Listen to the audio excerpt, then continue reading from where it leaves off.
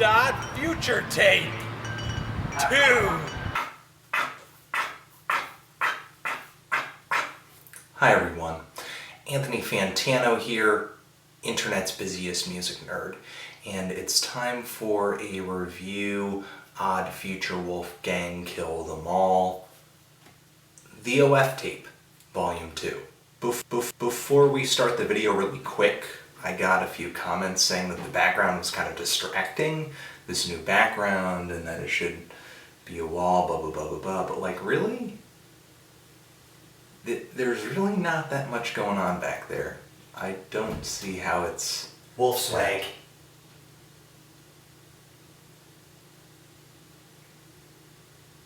Go away. Alright. So, this is obviously a new Odd Future mixtape.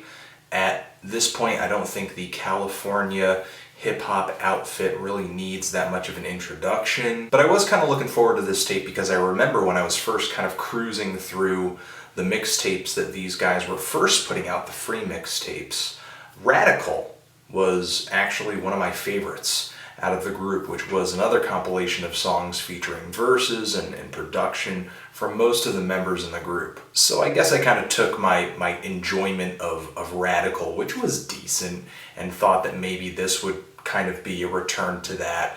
Maybe not stylistically, but maybe I would start caring for the music that these guys are putting out again. It just wasn't that. I feel like this is just kind of the regular Odd Future release that I've kind of come to expect. The production is okay. Not a lot of sampling, mostly synthesizers and sequence drums and stuff like that.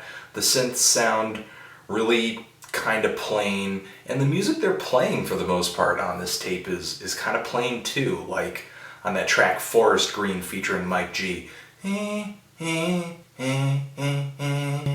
The drums are really dry. There are a few heavy bass hits here and there.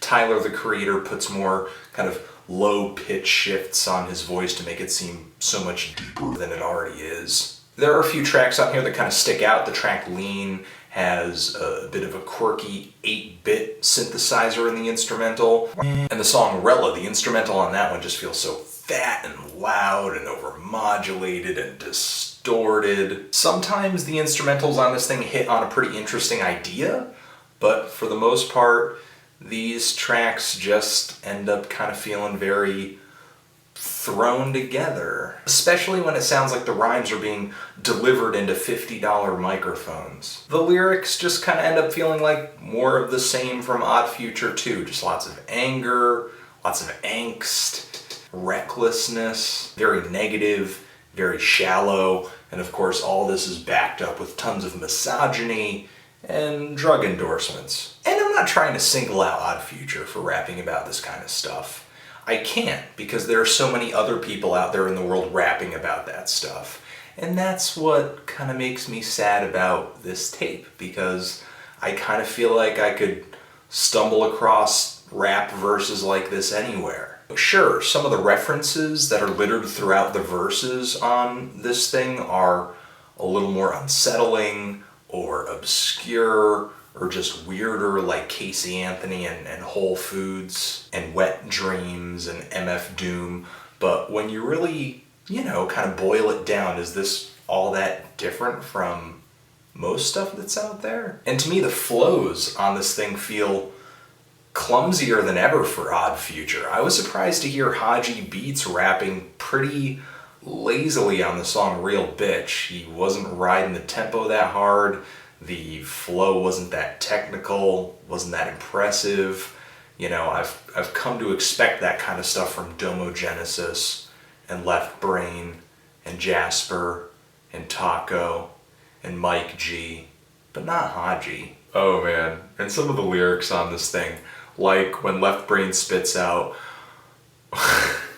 riding with my bitch and you know she's hella chill, Coachella front row, baby girl, pop a pill. Or when Frank Ocean is singing about a girl being all alone with a bottle of Patron. In Odd Future's defense, they've never really put saving hip-hop or anything like that explicitly into their mission statement, Sure, they are really aggressive and really wild, especially in the live setting, but this whole rebellion angle is mostly something the media reinforces, the media and music listeners. And I could see that it's easy to feel that way and apply that because these guys are new, they're young, they have a sense of humor that's different than most rappers in the mainstream, and they have a look that's really different, an image that's really different, that they love to push in their music videos. You know, and I'll say the music videos are good. They're hilarious, they're interesting, and even after being disappointed by numerous albums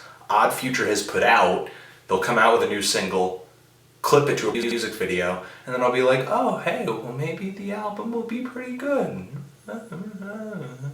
But to me, overall, this tape just kind of sounds like, you know, a group of young guys kind of goofing off on some beats. While Odd Future isn't really doing anything that is seriously offensive, that people should be shielding their children from and getting up in arms about, they're also not doing anything that is seriously different or mind-bending or interesting. This tape was okay for the first few listens. It's curiosity that probably wouldn't even be there if these guys weren't so popular and they hadn't managed to put out a couple tapes that I thought were pretty good. Even though there is a variety of different sounds on this tape, a little bit of, you know, silly electro funk from The Weeknd, some R&B from Frank Ocean, some really hard Waka Flocka impersonation style tracks. I guess it's cool that all this stuff is on one mixtape, but I've heard pretty much everything Odd Future has put out up until this point, so So I'm kind of feeling a light to decent 4 on this thing. Some of the tracks on this thing were pretty funny, pretty hilarious, but I didn't get much more from this album than that. What do you guys think of this thing? Do you love it? Do you hate it? Why? And what should I review next?